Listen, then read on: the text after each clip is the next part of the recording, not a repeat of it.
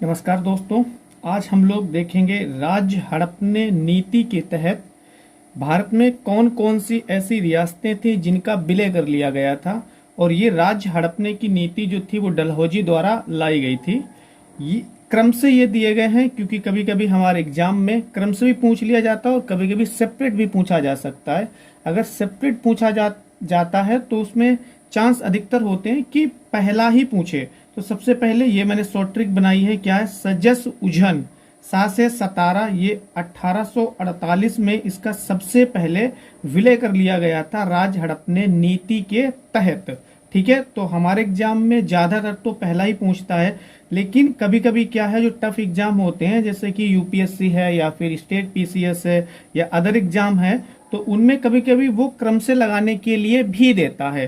तो हम क्रम से भी देख लेंगे। तो पहला हमने देख लिया सतारा, जो कि 1848 में क्या हुआ था, विलय हुआ था। फिर जा से है जयपुर, फिर सा से संबलपुर, जो कि 1849 में राज्य हड़पने की नीति के तहत इसका विलय कर लिया गया था। फिर उसके बाद में ऊ से है उदयपुर, और फिर है झा से है झांसी, फिर ना से है नागपुर, जो कि 1854 में इसका विलय कर लिया गया था। अब लास्ट है आ से अवध, ये 1856 में इसका विलय किया गया था।